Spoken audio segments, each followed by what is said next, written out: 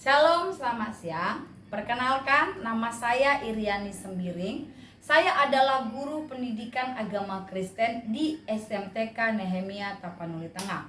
Sekaligus saya adalah mahasiswi PPG dalam jabatan BEX 3 tahun 2025 dengan nomor induk 25010615744 di LPTK IAKN Tarutung. Hari ini saya akan melakukan praktek pembelajaran uji kinerja pada kelas 11 dengan materi peran keluarga dan sekolah dalam pendidikan. Terima kasih dan selamat menyaksikan. Tuhan Yesus memberkati. Oke, selamat pagi semuanya. Pagi, Bu. Luar biasa. Ibu tengok sekarang kalian sangat semangat belajar. Tapi sebelum kita mulai belajar kita, Ibu minta salah seorang di antara kita untuk kita berdoa dan juga ibadah singkat. Pada anak kami, Angel, silakan. Baik, saya undang ke teman-teman untuk bangkit berdiri. Mari kita angkat lagu pujian kita dalam Yesus kita bersaudara. 1, 2, 3, ya. Yesus, kita bersaudara. Dalam Yesus, kita bersaudara. Dalam Yesus kita bersaudara. Sekarang dan selamanya. Dalam Yesus kita bersaudara. Baik, kita bersatu dalam doa. Terima kasih Bapa, terima kasih Tuhan Yesus buat pada pagi menjelang siang ini. Sebentar Bapa, kami akan memulai pelajaran ini, memberkati pelajaran ini sehingga kami dapat memahami dan mengerti. Dan begitu juga Tuhan berkati guru yang mengajar kami agar dapat sabar dalam mendidik kami. Dalam Yesus kami memulainya. Haleluya. Amin. Amin. Sementara saya silakan duduk. Baik, Ibu akan absen. Bagi kita semua boleh didengarkan namanya. Damayanti, hadir Bu. Dedi Saputra, Hadir, Bu. Pati Jatulo, Hadir, Bu. Juniman, Absen. apa ya? Apa, Bu? Lazarus, Hadir, Bu. Maria, Hadir Bu. Natasha, Hadir Bu. Nursela, Hadir Bu. Uniman, Hadir, Bu. Topik, Hadir, Bu. Tolisman, Sakit, Bu. Sakit. sakit ya. Yamolo, Datang Bu. Jasmani, Hadir, Bu. Rehat, Hadir, Bu. Supardin, Hadir, Bu. Jessica Situmea, Hadir Bu. kok Situmea Dewi, oh dari Situmea kalau di sini. Hadir, gitu, Bu. Hadir Bu. Iya, baik. Kita akan mulai pelajaran kita, yaitu peran keluarga dan sekolah dalam pendidikan di semester ini. Ibu percaya tidak ada seorang pun kita yang tidak tahu arti keluarga. Siapa di sini yang sudah berkeluarga? Tidak ada ya, karena kalian masih SMA. Kalau sempat kalian berkeluarga berarti tidak hebat lagi. Ya kan? Keluarga itu terdiri dari 3 yang disebut keluarga inti. Yang pertama adalah ayah, ibu, dan anak. Ya, sekali lagi keluarga inti disebut yaitu ada 3 dari ayah, ibu, dan anak. Tujuan pembelajaran kita hari ini adalah yang pertama memahami peran keluarga dalam pendidikan. Yang kedua, memahami peran orang tua dalam keluarga. Yang ketiga, memahami pola didik yang benar dalam keluarga. Dan yang keempat, mengetahui hubungan keluarga dan sekolah sebagai lembaga pendidikan. Inilah tujuan pembelajaran kita pada pagi hari ini. Baik, yang pertama tadi Ibu sudah awali, yaitu peran keluarga dalam pendidikan. Kita harus tahu bahwa keluarga itu terdiri dari 2 bagian, yaitu yang pertama keluarga inti, yang dimana tadi telah Ibu sebutkan keluarga inti yaitu suami atau ayah sebagai kepala keluarga, ibu atau istri sebagai penolong, anak sebagai anugerah. Yang kedua, keluarga besar terdiri dari suami, istri, anak ditambah ya ayah, ibu, saudara laki-laki, saudara perempuan, kakek, nenek, bibi dan lain sebagainya. Ya, jadi ada dua bagian. Yang pertama tadi apa? Tidak, keluarga inti dan keluarga besar. Ya, jadi ini kan harus tahu. Jadi keluarga inti itu anakku, kalian harus mengerti suami, istri, anak. Jadi kalau misalnya ada orang tua, kalau dia sudah berkeluarga, dia ada mertua atau disebut orang tua, itu sudah keluarga luar dari inti. Memang dia keluarga, tapi sudah masuk keluarga besar. Jadi hidup kita tidak lagi bisa dikuasai yang namanya oleh orang tua. Kita sebagai suami harus memiliki tanggung jawab kepada istri dan anaknya. Tanggung jawab yang mutlak penuh itu hanya kepada istri anak. Kepada orang tua bagaimana, Bu? Orang tua kalau kau tidak lagi bertanggung jawab penuh kepada mereka, tetapi sebagai pengabdianmu sebagai anak, kau harus memberikan pengabdian kepada orang tua, namun bukan tanggung jawab. Ya kan? Bukan tanggung jawab. Itu sebagai pengabdian. Baik. Jadi keluarga adalah unit sosial terkecil yang terdiri dari orang tua dan anak-anak serta anggota keluarga yang lainnya yang tinggal bersama. Ya, itu keluarga. Catatan, keluarga Kristen diharapkan menjadi gereja kecil yang menerapkan nilai-nilai kekristenan dalam kehidupan sehari-hari. Ya, jadi kita sebagai keluarga Kristen, kita harus memiliki yang pertama, kepala dari keluarga adalah Tuhan Yesus. Kepala dari keluarga itu, ya kan, selain tadi sebagai suami, yang mengepalai keluarga adalah Tuhan Yesus. Jadi sebagai umat Kristen, berarti kita harus mengutamakan Tuhan lebih dari segalanya. Yang pertama, peran orang tua sebagai pendidik. Sebagai pendidik, dalam hubungan antar anggota keluarga, orang tua mempunyai tanggung jawab dan tugas sebagai yang pertama apa? Teladan. Katakan teladan. Orang tua, jadi nanti kalian akan jadi orang tua pastinya. Sebagai orang tua, kita nggak boleh hanya asal menikah saja.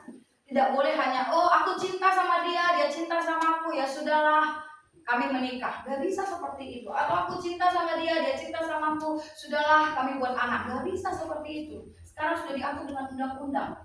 Paling sedikit umurnya 20 tahun. Ya kan?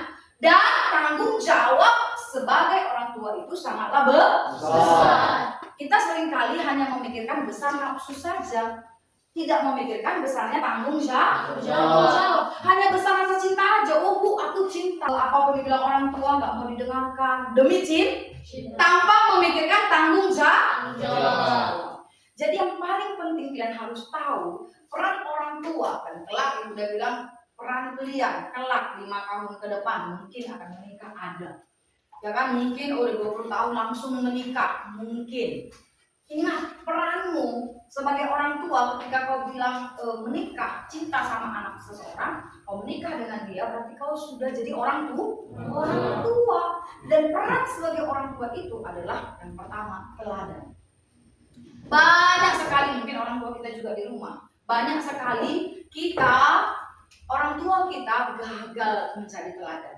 Benar atau tidak? Siapa di sini orang tuanya bisa jadi teladan atas hidupnya? Coba angkat tangan.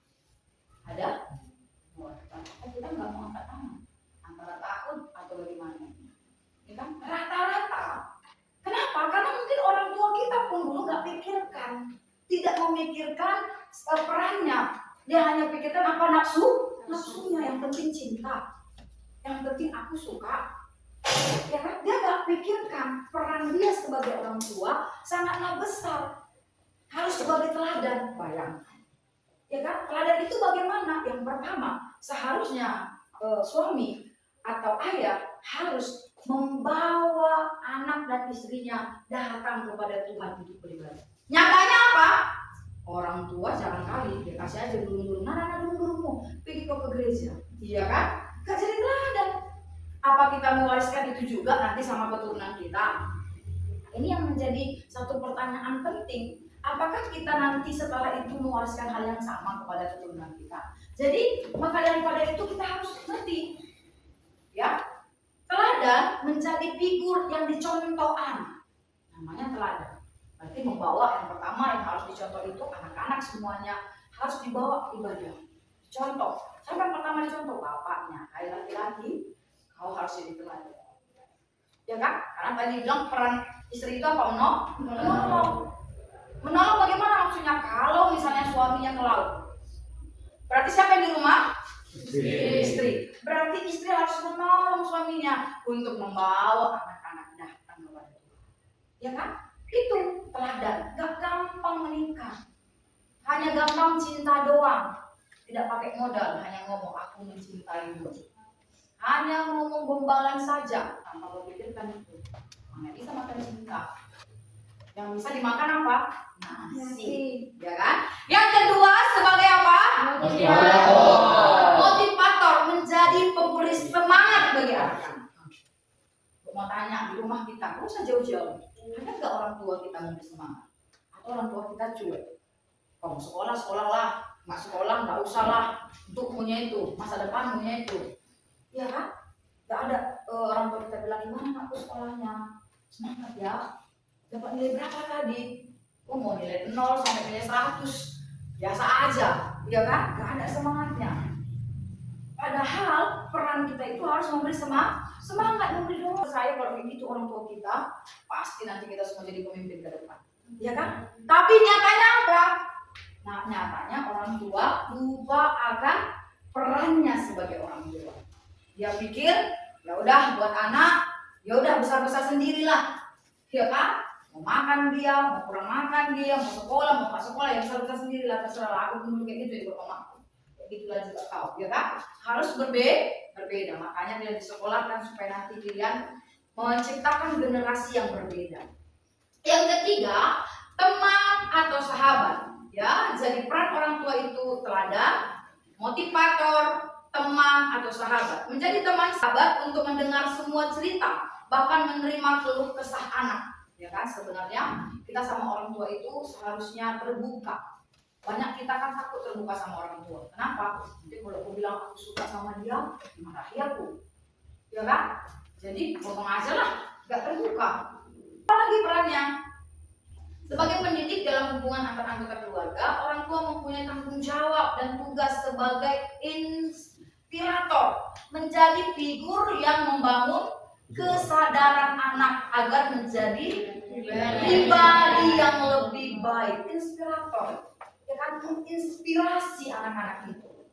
Bagaimana supaya anak-anak itu punya gambaran ke depan, ya kan? Yang tadi mendorong ini menjadi inspirator. Yang kelima adalah konselor, menjadi pendengar dan pembimbing. Konselor ini sangat jarang orang tua kita kerjakan. Kenapa? Karena orang tua kita semuanya pada sibuk. Entah sibuk main handphone, yang penting sibuk lah. Iya kan? Entah sibuk kerja, sibuk. Entah sibuk kasih pinahan. Mana ada waktu untuk mendengar, apalagi laki-laki. Boro-boro mendengar kita, mendengar istrinya aja tidak. Iya kan? Bagaimana mendengar kita lagi sebagai anak? Yang keenam apa? Pengawas. Sampai di sini kalau misalnya kalian nggak pulang sekolah tepat waktu, ada orang tua cariin atau tidak? Cari. Sampai di sini kita cari orang tuanya. Cuma si Angel, kamu cari juga. Telepon.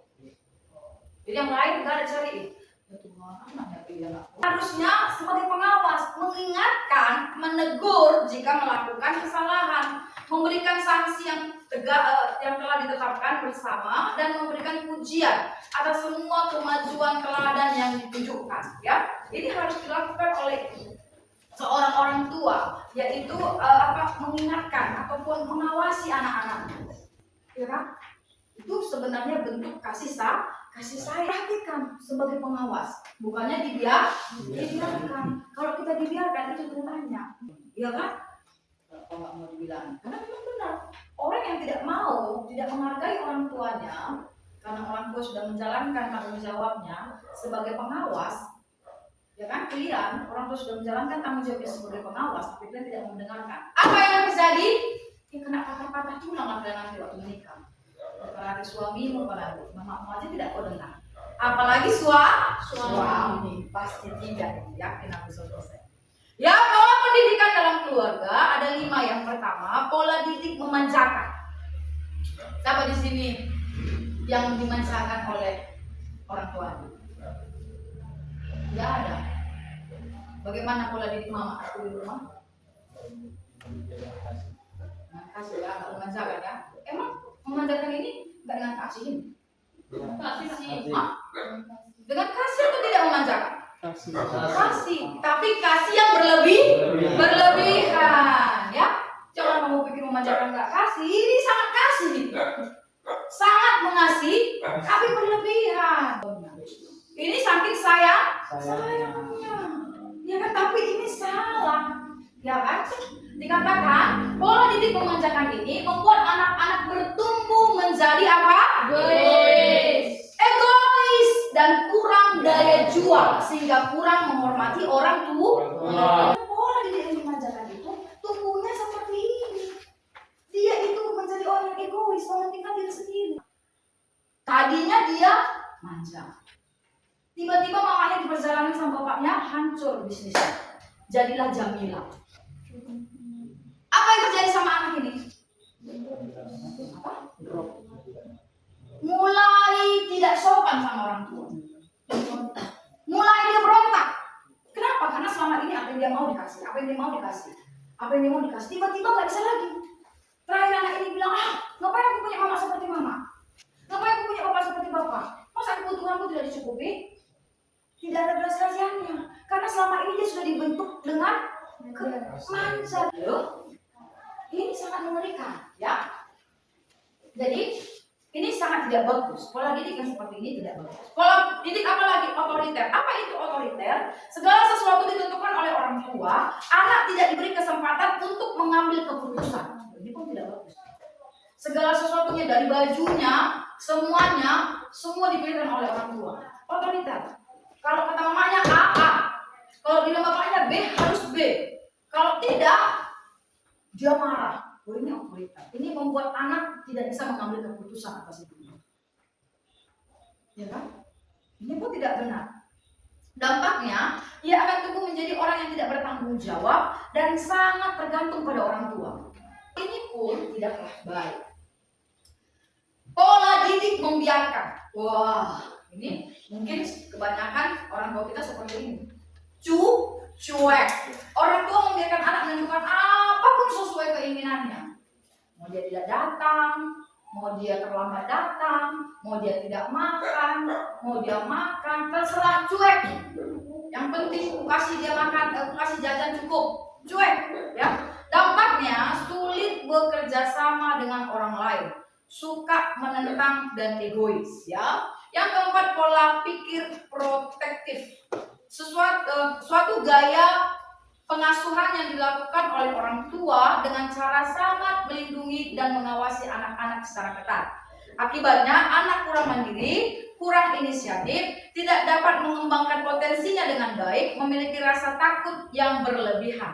Yang kelima, pola pikir otoritatif.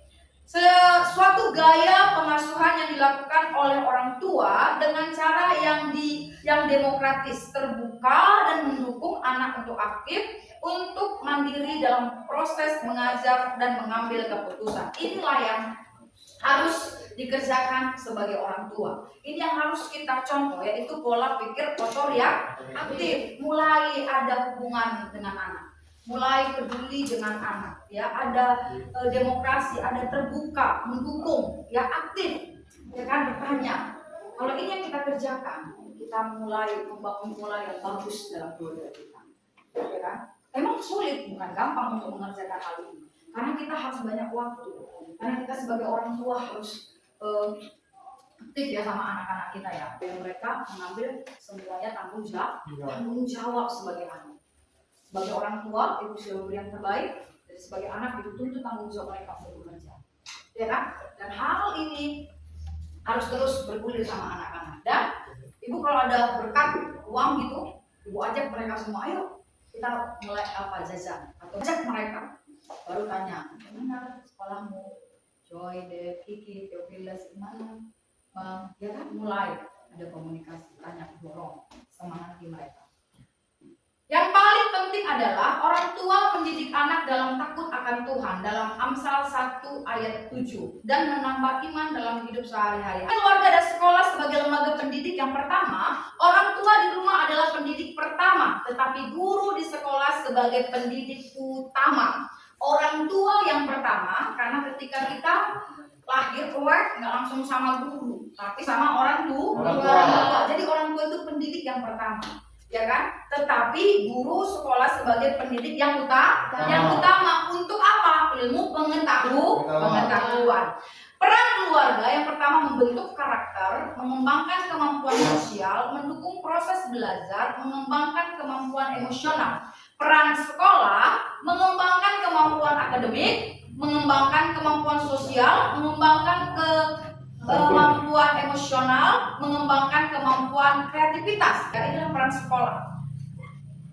Jadi hubungan keluarga dan sekolah tidak dapat diabaikan karena keduanya memiliki peran masing-masing dan saling keterkaitan satu dengan yang lain. Hubungan keluarga dan sekolah dapat ditingkatkan dan dilaksanakan melalui kunjungan orang tua sekolah, kunjungan guru ke rumah, rapat orang tua dan guru, dokumentasi catatan kepribadian dan kemajuan belajar anak. Baik, demikianlah pelajaran kita pada pagi hari ini. Ibu percaya kalian sudah mengerti semuanya, atau ada yang belum mengerti? Ada yang kurang jelas? Sangat jelas. Baik, dengan demikian kita akan akhiri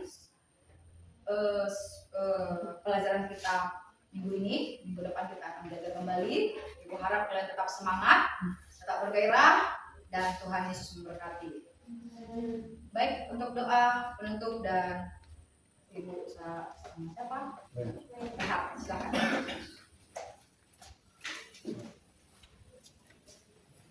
Saudara semuanya berdiri. Kita lakukan kita. Terima kasih Tuhan. Satu tiga ya. Terima kasih Tuhan untuk kasih setiamu yang kualami dalam hidupku. Terima kasih Yesus untuk kebaikanmu sepanjang hidupku. Terima kasih Yesusku. Buat anugerah yang Kau beri selama ini, Tuhan adakan syukur bagimu. Mari kita berdoa. Bapa dalam kerajaan surga, kami mengucap syukur Tuhan dan terima kasih Tuhan Yesus atas kasih anugerah-Mu, kasih setia-Mu kepada kami Bapa yang baik. Pada saat ini Bapa yang baik, kami telah selesai belajar Bapa. Terima kasih Tuhan atas kesetiaan-Mu telah menyertai Bapa yang baik sampai selesai Tuhan Yesus. Ajaran yang telah disampaikan guru kami kepada kami Bapa yang baik. Tuhan, semoga yang diajarkan guru kami kepada kami Bapa bisa menjadi terang kami terapkan dalam hidup kami dan melakukannya setiap hari Bapa yang baik. Tuhan, berkati guru kami, berilah kelimpahan keberkatan kepada dia Bapa yang baik, itu kebiasaan kepada dia Bapa yang baik. Dan kami juga Tuhan, berilah kami juga hikmat Tuhan Yesus untuk dapat melakukan segala sesuatu yang Engkau berikan kepada kami Bapa yang baik. Terima kasih Tuhan Yesus, dengan Tuhan anakmu, kami mengucap syukur dan berterima kasih. Haleluya, haleluya. Amin. Selamat duduk. Selamat siang semuanya. Siap.